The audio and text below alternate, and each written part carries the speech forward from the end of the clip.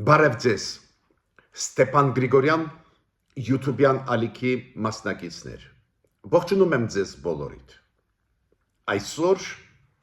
մարտի 23-ն է։ Մենք շարունակում ենք մեր աշխատանքը։ Գիտեք, ես այսօր որոշեցի, որ մենք ձեզ հետ քննարկենք մի քիչ ավելի լայն պատկեր իրավիճակի, որը ստեղծվեց Հայաստանի շուրջ։ Քանի որ մենք հաճախ անդրադառնում ենք կոնկրետ շատ կարևոր զարգացումների վրա, կապված նաև Հայաստանի հետ, նաև Հարավային Կովկասի հետ,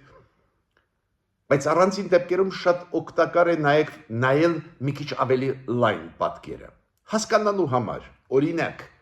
այն բանակցային process-ը, որը գնում է Ադրբեջանի հետ, կարող է ինչ-որ բան տա, թե ոչ։ Կարծես թե բանակցել ճիշտ է, կարծես թե փորձել համոզել Ադրբեջանին ստորագրել փաստաթուղթ, որը միանշանակ ձեռնտու է Ադրբեջանին։ Դա կարծես թե ինչ-որ ճանապարհ է, կարծես թե պայքարել խաղաղության օրակարգ առաջ տանել ճիշտ է, բայց մեկ-մեկ շատ օգտակար է կանգնել, ֆիքսել իրավիճակը ու հասկանալ ինչ է կատարվում։ Ինչ են ուզում մեզանից։ Ավելի մի փոքր լայն պատկեր տեսնել։ Օրինակ, ինչ են ուզում մեզանից Ռուսաստանը, Ադրբեջանը եւ Թուրքիա։ Ու հետո նայել, այս ինչ ուզում են, կա այս խաղաղության պայմանագրի մեջ, թե ոչ, թե ավել են ուզում, կամ կարող է Հայաստանը այսօր ստորագրել Ադրբեջանի հետ մի փաստաթուղթ, որտեղ որ կա շահը Հայաստանի։ Կամ վախենալ հնարավոր էսկալացիայի, որով վախացնում է մեզ անընդհատ Ադրբեջանը ու ստիպում է մեր կառավարությունը անընդհատ գնալ զիջումների։ Այդ անverջ զիջումների շարքը կարող է բերել նրան, որ խաղաղության պայմանագիրը իր մեջ ոչ մի բովանդակություն մեզ համար այլևս չի ներկայացնի, դրական բովանդակություն։ Կամ ինչքան արագ մենք պետք է մանգանք գտնենք մեր դաշնակիցներին, իսկական դաշնակիցներին։ Ինչքան ձգձգենք այդ շատ կարևոր process-ը ինտեգրացիայի քաղաքակիրթ աշխարհի հետ, Եվրոմիության հետ։ Այս հարցերը ես ուզում եմ, որ մենք ձեզ հետ այսօր քննարկենք։ Հիմա ժամանակը դրա եկել է, քանի որ կարծես թե համաձայնեցված է մի տեքստ Ադրբեջանի հետ, որի հետ կապված ես ասել եմ իմ դիտողությունները, բայց Ադրբեջանը նույնիսկ այդ տեքստի հետ կապված ունի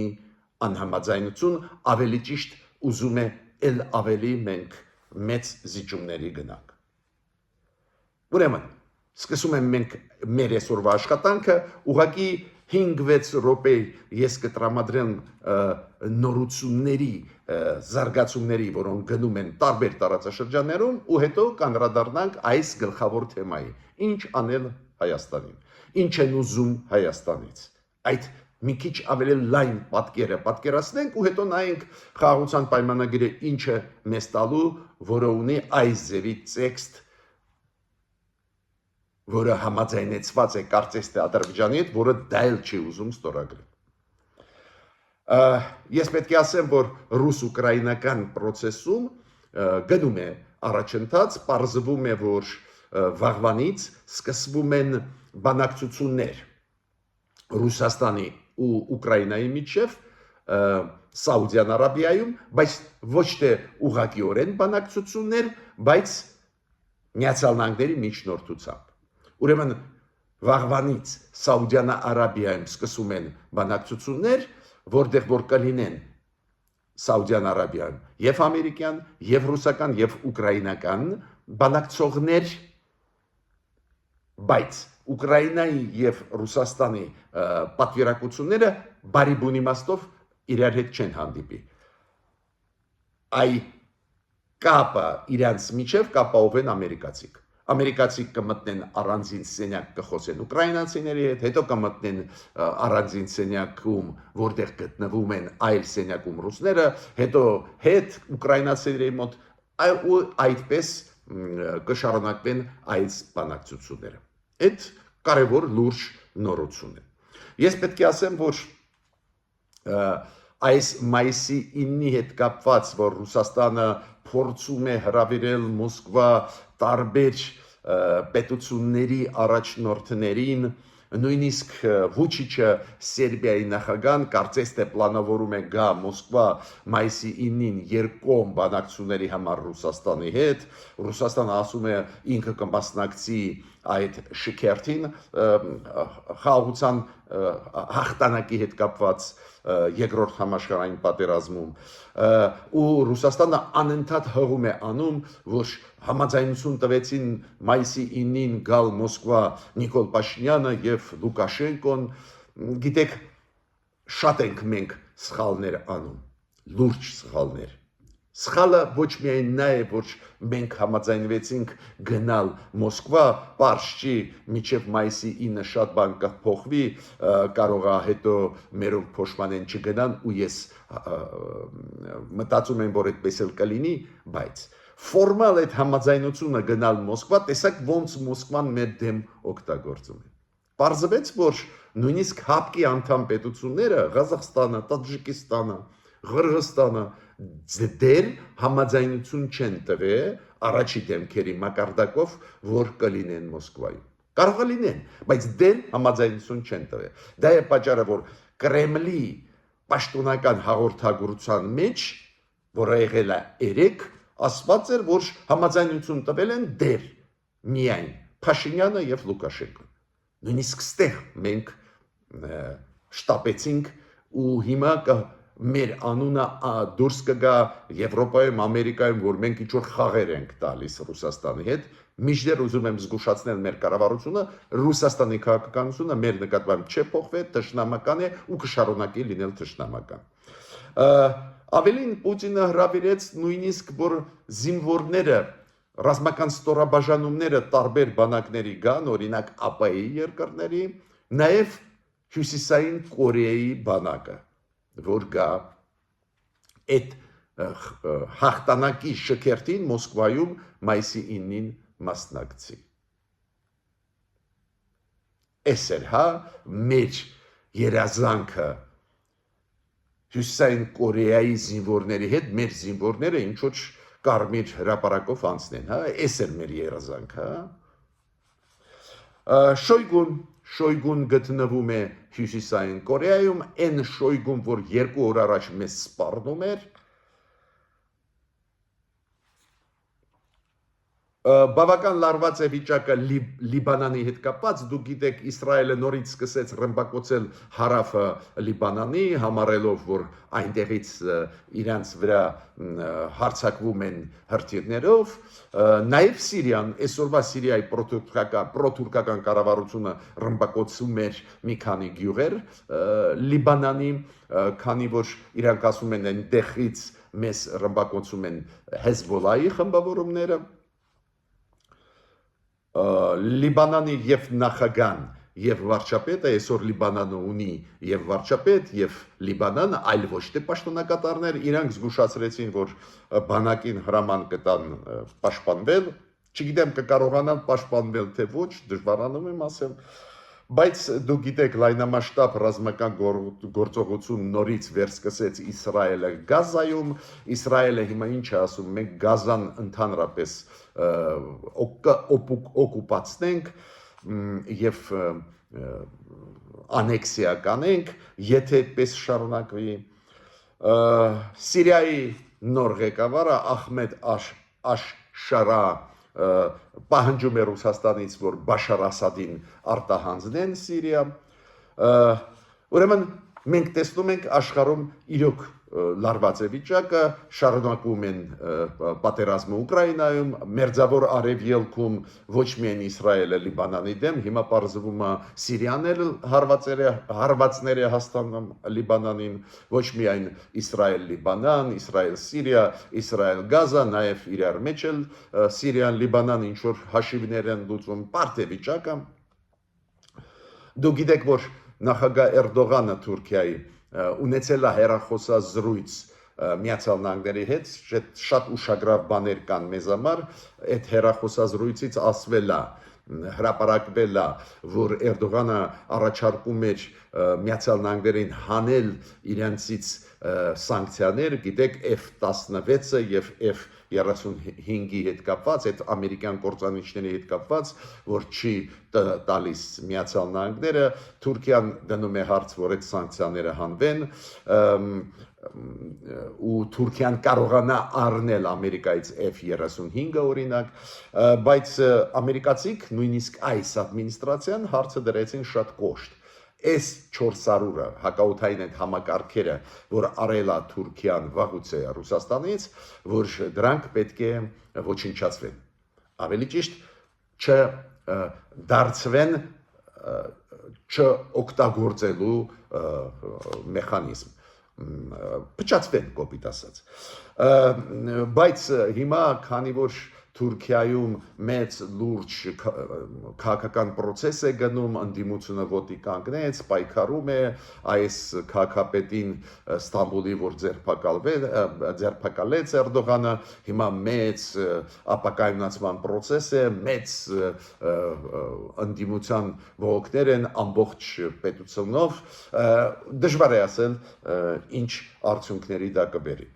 Հիմա միջև անցնելը այսօրվա գլխավոր հարցին։ Ես ուզում եմ ասել, որ շատ շնորհակալ եմ ձեզ, որ ակտիվ եք, բաժանորդագրվում եք, կիսվում եք, լայքում եք, աջակցում եք մեր YouTube-յան ալիքին։ Ու բարբերաբար ես անունները տալիս եմ, կամ մարդկանց, ովքեր մեզ աջակցում են, կամ մարդկանց, ովքեր ակտիվ են, կամ մարդկանց, ովքեր ակտիվ են չաթում։ Երեք չաթում ակտիվ էին ու ես շատ շնորհակալ եմ։ Լուսինե Ալեքսանյանը, Լյուբա Ազատյանը, Հերինե Մարուկյանը, Բենո Արուստամյանը, Գագիկը,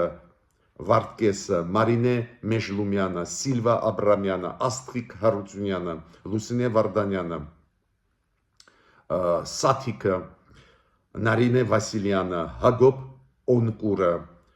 Հայկուի Կուզունջան եւ Աննա Գևոնդյան։ Շնորհակալություն այդ աշխատանքի համար,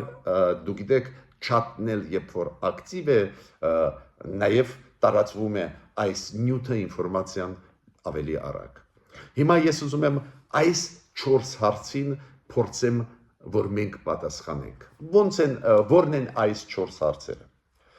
Ի վերջո, ինչ են ուզում մեզանից, առաջի հերթին Ադրբեջանը եւ Ռուսաստանը, ըստ դրա մենք պետք է անենք քայլերը։ Ոչ միայն ըստ դրա, որ մենք ուզում ենք խաղաղություն։ Այդ շատ լավ է, որ կառավարությունը ուզում է խաղաղություն, ես էլ ուզում եմ ու չեմ տակցնում։ Բայց շատ կարևոր է իրենք ինչ են ուզում։ Քանի որ իրանց ուզածը ու քանի որ իրանք մեզանից շատ ու շատ ավելի ուժեղ են։ Նաև տարածաշրջանում Ռուսաստանը, Ադրբեջանը, Թուրքիայի հետ միասին շատ ու շատ ավելի ուժեղ են Հայաստանից, ուրեմն իրանց ուզածն էլ պետք է հասկանաս, որ քո պաշտպանողական հնարավորությունները, քո քայլերը համապատասխան լինեն։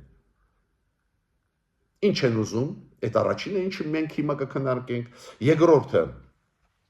կարող է Հայաստանը ստորագրել խաղաղության պայմանագիրը,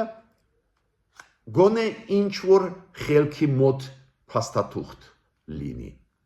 Քանի որ այն խաղաղության պայմանագիրը, որի տեքստի հետ կապված Հայաստան ու Ադրբեջանը ասեցին, որ համաձայնեցված է,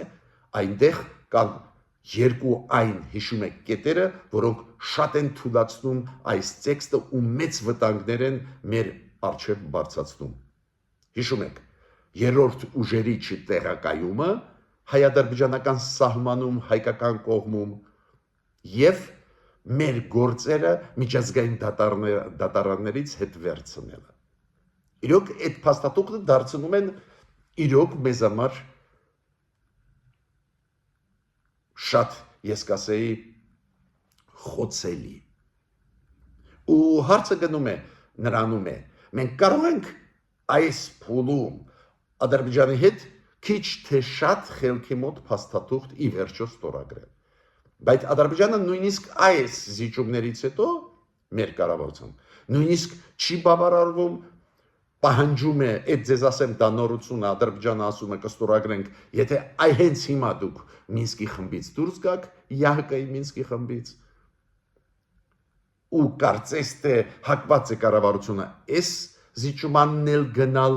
ես չեմ ասում այլ զիջումների, սահմանադրության փոփոխություն եւ այլ, միտքս ինչու՞մ է։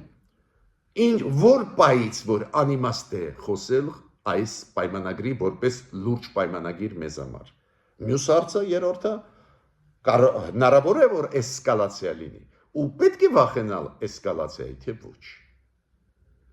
Էսկալացիա դուք հասկանում եք, ինչի մասին է խոսքը, օրինակ Ադրբեջանը Ռուսաստանի հետ միասին փորձի ուժով մեզանից օտարել Սյունիքի մի մասը, Սյունիքի ճանապարհները։ Դուք գիտեք, Ադրբեջանը օգտագործում է Զանգեզուրի Միչանսկի եզրույթը։ Ու մյուսը, ինչքան արագ մենք պետք է ձեռք բերենք դաշնակիցներին։ Հայաստանը անում է քայլեր, ոչ ոք չի մերժում դա, չի ժխտում, բայց կառավարությանը ուզում եմ հարց տալ ու ձեզ բոլորիդ, մեզ բոլորիս այս process-ը որոնման նոր դաշնակիցներին ինչքան արագ պետք է լինի։ Այս հարցերին ես կփորձեմ այսօր պատասխանել ձեզ, ներկայացնել ձեզ։ Գիտեք, եթե Ադրբեջանը ու Ռուսաստանը միայն ուզենային մեզանից ճանապարհ վերցնել Սյունիքով, ես անկեղծ ես ասեմ, մտահոգված եմ դրանով, շատ լուրջ մտահոգված եմ, բայց ես կասեի լավ, ինչ որ ձև գտնենք, ինչ որ ձև, որ Ադրբեջանին այդ ճանապարհը տանք, մյուս կողմից սուվերենությունը չկորցնենք, լավ, բայց ոչ, մեզանից ոչ միայն ճանապարհ են ասում, մեր անկախությունը, մեր սուվերենությունը ուզում են խլել։ Դա Ռուսաստանի նպատակն է։ Պարզ է Ադրբեջանի հետ դա համընկնում է, Ադրբեջանի շահերի հետ, այդքան թույլատրել Հայաստանը, որ ոչ մի բան իրենից չներկայացնի Հայաստանը հետ, դրա պատճառով է, որ Ադրբեջանը պահանջում է, որ Հայաստանը չզինվի, Ադրբեջանը պահանջում է, որ զորքեր այլ երկրների չտեղավորվեն Հայաստանում եւ այլ։ Պարզ է, համընկնում է, բայց Ռուսաստանը ունի իր նկարտումները։ Ռուսաստանը դա կայսերություն է, Պուտինյան Ռուսաստանը ունի կայսերական այդ ցանկություններ, վերականգնել կայսերությունը, վերականգնել սովետական միությունը ու չի թաքցնում, ու առաջի հերթին Ուկրաինա, Մոլդովա, Վրաստան, Հայաստան, այդ մեծ գաղտնիք չի։ Ուրեմն մենք պետք է հասկանանք, որ հարցը Ռուսաստանի ու Ադրբեջանի համար ոչ միայն Սյունիքով որ ճանապարհը տա։ Ի վերջո մեր կառավարությունը ասում է տալիս ենք ճանապարհ, ուղղակի մենք կվերահսկենք, բայց եկեք տալիս ենք ձեզ ճանապարհ ադրբեջանցիք։ Չէ։ Ռուսաստանը Ադրբեջանի հետ միասին ստեղ գումարվում է Ռուսաստանի շահը։ Իրանք ուզում են այդքան թույլատրել, որ ռեալ անկախ պետություն Հայաստանը չլինի։ Այդ դա պետք է հասկանա մեր կառավարությունը։ Ըստ դրա պետք է քայլերը արվեն, այլ ոչ թե ըստ նրա, որ հա Ադրբեջանը ուզում է, որ վտանգները իր համար չեզոքանան, որ Հայաստանը մոտ ապագայում Լեռնային Ղարաբաղի հարցը նորից չբարձրացնի կամ այլ հարցեր, ոչ։ Իրենք ավել են ուզում են զրկել մեզ սուվերենությունից, անկախ պետականության ինստիտուտներից։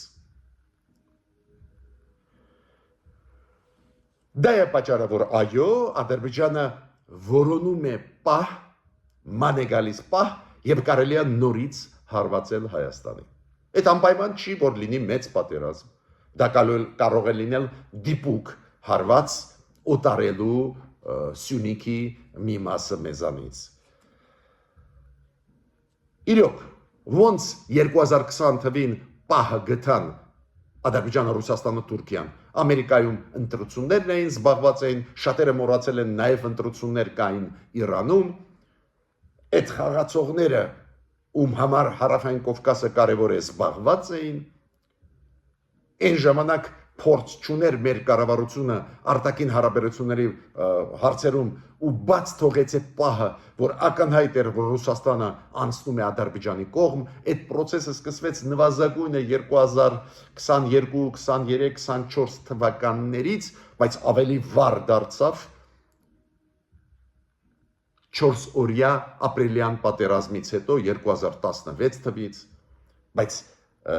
նոր ընտրված կառավարությունը փորձ չունենալով արտաքին հարաբերություններ հարցերով այդ պահերը բաց թողեց։ Այ հիմա փորձ կա գոնե նոր պահը բաց մի թողնի։ Հույսով եմ, որ հասկանում է մեր կառավարությունը, որ հարցը այսօր նրանում չի խաղաղության պայմանագիրը ի օգուտ Ադրբեջանի լինի, մեր օգուտ լինի, Ադրբեջանը շատ բաներ է ուզում վերցնել, ոչ։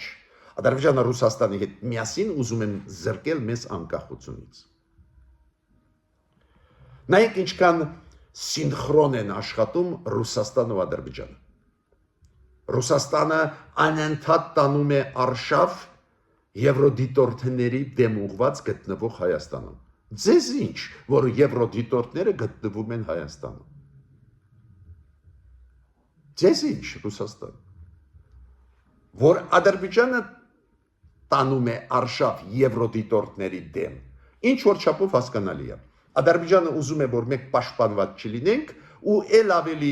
նոր բաներ մեզանից կորզի, բայց Ռուսաստանը ինչի է շահագրգռված։ Ահա,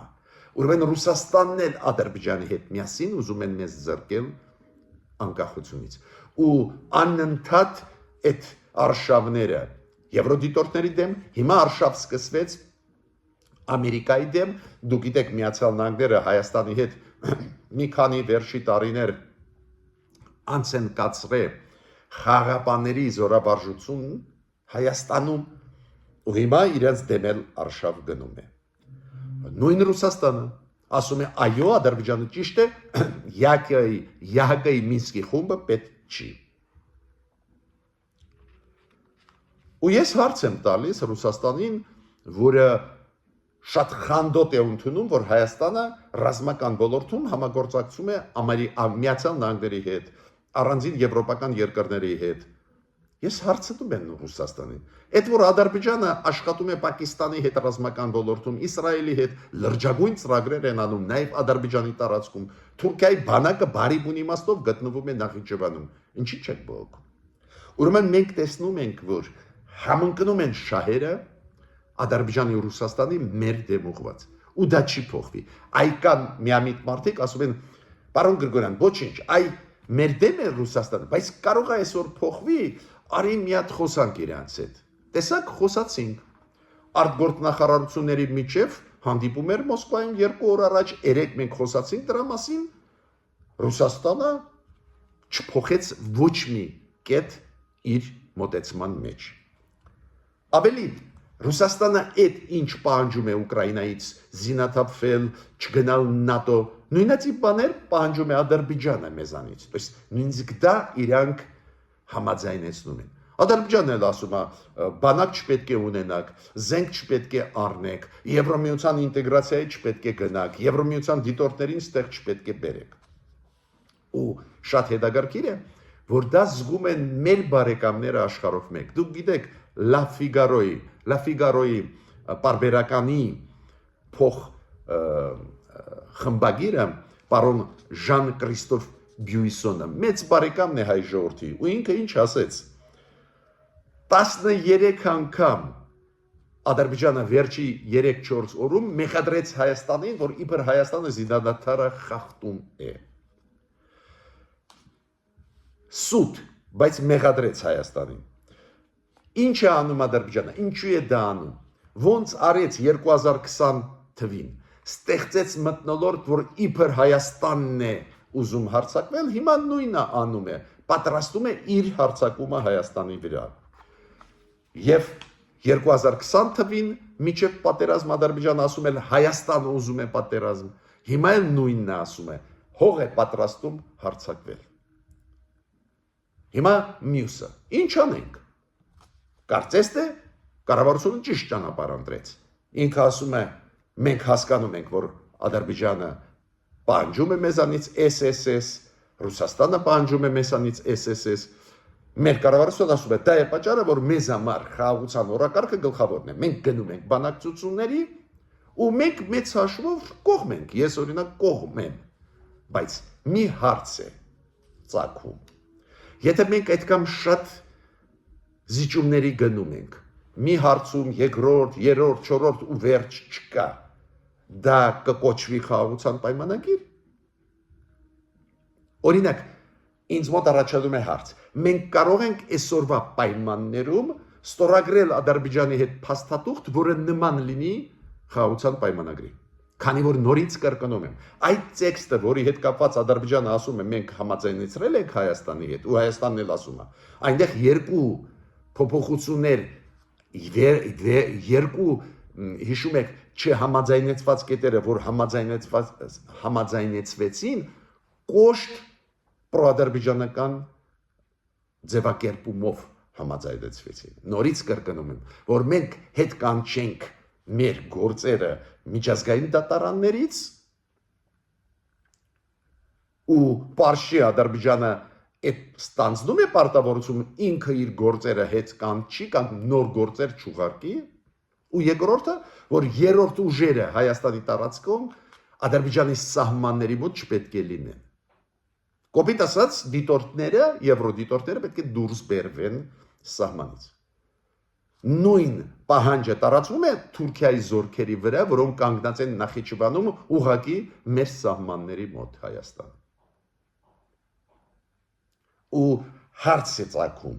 այս պայմաններում, այս process-ում խաղաղության պայմանագիրը կարող է արտացոլի մեր շահերը։ Այո, ես հասկանում եմ իշխանությունների գաղափարը։ Ցանկացած գնով ստորագրեմ խաղաղության պայմանագիրը, մթնոլորտը այդ խաղաղության մթնոլորտը կուժեղանա, աշխարհը հիմա դուք տեսնում եք ողջունում է հնարավոր ստորագրվող պայմանագիրը Հայաստան-Ադրբեջան եւ այլ, ու այս մթնոլորտով մենք կարողանանք խաղաղության հասնել, նորից կրկնում եմ, ես համաձայն էի այս կոնցեպտի հետ միանշանակ միջև այս վերջի մեր կողմի զիջումների։ Այս զիջումներից հետո հարց է դառնում, այս խաղաղության պայմանագիրը արտացոլում է Հայաստանի շահերը, թե ոչ։ Բայց ավելին, Ադրբեջանը չի կանգնում, ինքը ասում է, չէ, չեմ ստորագրի, միջև դու չհրաժարվես ԵՀԿ-ի Մինսկի խմբից։ Չեմ ստորագրի, միջև սահմանադրություն չփոխես։ Չեմ ստորագրի, միջև փոխհատուցում չտաս։ Չեմ ստորագրի, միջև չհամաձայնվեց 300,000 ադրբեջանցի գան Հայաստան։ Ուրեմն, ես դժվարանում եմ ասել, այս փաստաթուղթը այս տեսքով, որով կա, կարելի է դիտել որպես խաղաղության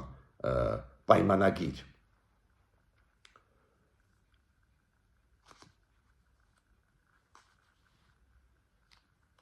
Ու մյուսը, ինձ համար ակնհայտ է, որ նույնիսկ այս խաղաղության պայմանագիրը, այս տեքստով, որը հիմա մենք ձեզ հետ քննարկում ենք ու դժգոհություն արտահայտում ենք, նույնիսկ այս պայմանագիրը, այս տեքստով պարզ է չի բխում Ռուսաստանի շահերից։ Ռուսաստանի շահերը Ադրբեջանի հետ միանշանակ համընկնում են, բայց ցանկացած դեպքում Ռուսաստանը չի ուզենալու, որ ինչ-որ բան ստորագրվի։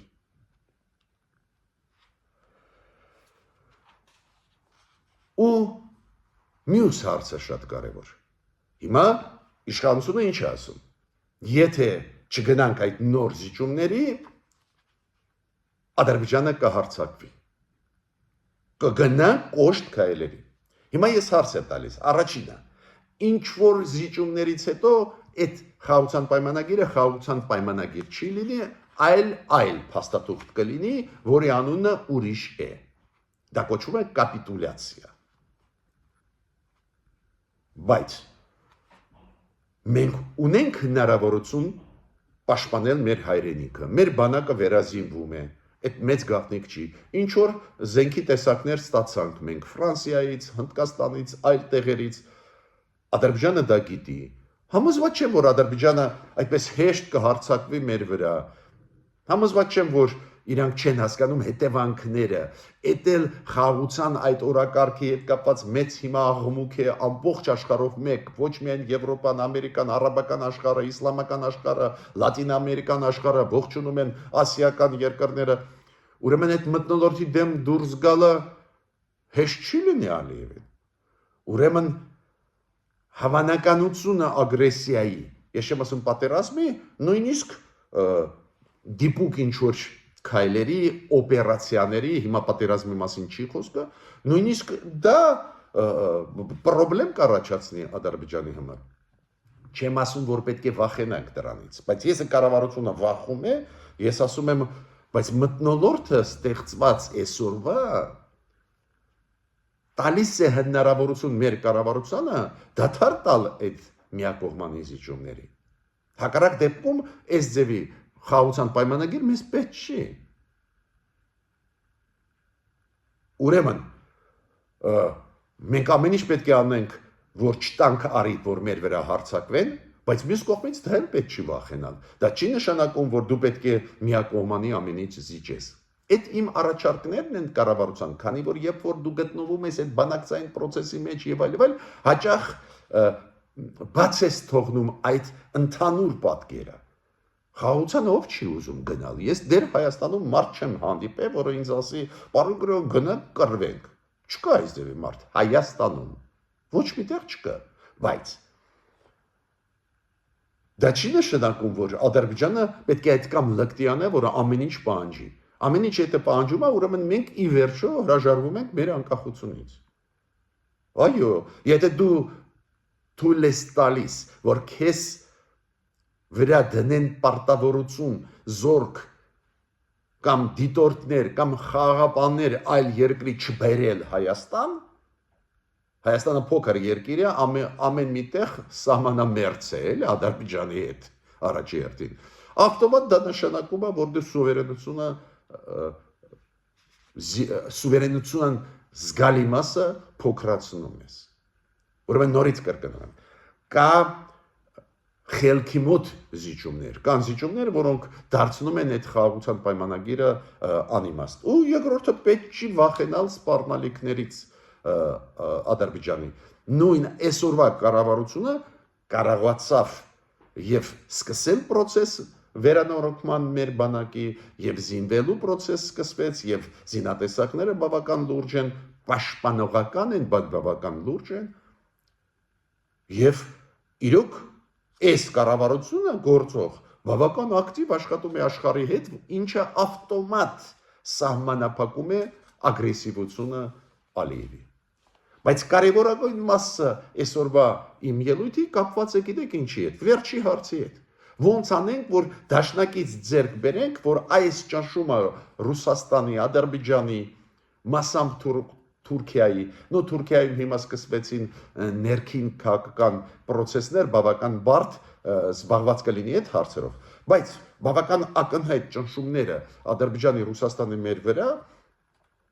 ոնց թույլատնենք։ Ակնհայտ է, որ երաշխավորներ պետք է լինեն այս խաղաղության, ակնհայտ է, որ բանակցությունների process-ի մեջ մենք պետք է հիմա պահանջենք Ադրբեջանից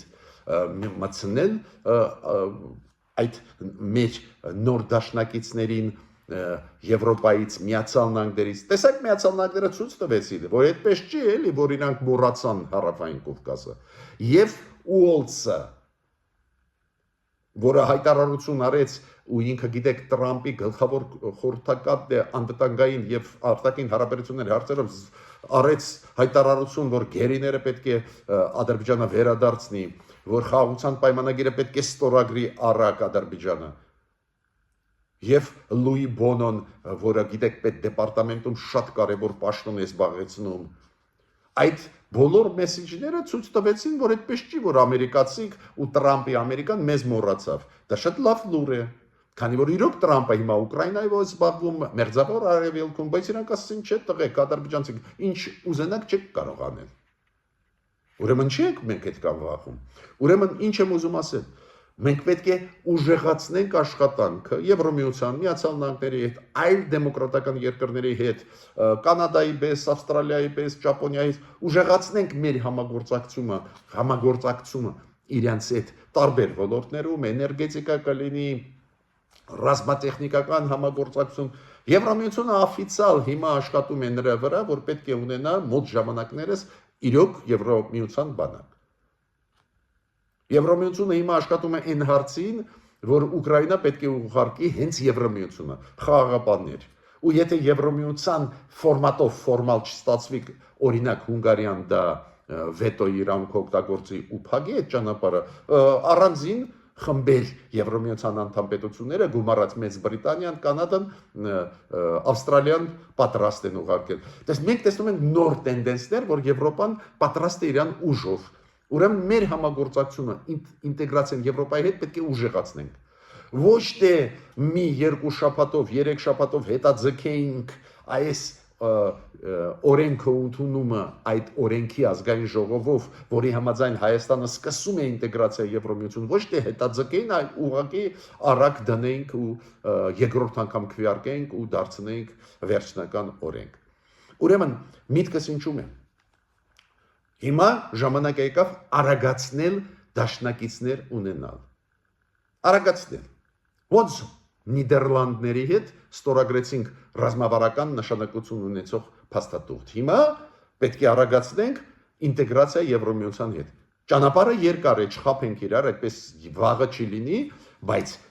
այդ քաղաքական ընտրությունը ճանապարհը ավտոմատ բերում է դաշնակիցներ։ Ու այս ձևի խաղեր չտանք, էլի, հիմա գնում ենք, պլանավորում ենք գնանք Մոսկվա, Մոսկվան կյանքում չի փոխի իր կարծիքը Հայաստանի մասին, Մոսկվայի նկրտումները, Մոսկվայի կոնցեպտը հենց նա է զրկել մեզ անկախությունից, թույլատրել այդքան, որ գուբերնիա դառնանք, ու Ռուսաստանը չի թաքցնում, չեք կարող ասել, մարդիկ խաղեր են տալիս, մենք էլ չենք հասկանում այդ խաղերը։ Ուրեմն ես կոչ եմ անում կառավարությանը այս process-ի, բանդակցային process-ի, խաղաղության օրակարգի process-ի, որի դեմ ոչ ոք բան չունի, այնտեղ չհասցնել նրան, որ էությունը, բովանդակությունը կորցնենք միակողմանի զիջումների գնալով։ Ես ավարտեցի իմ ելույթը, միջ նոր հանդիպումներ։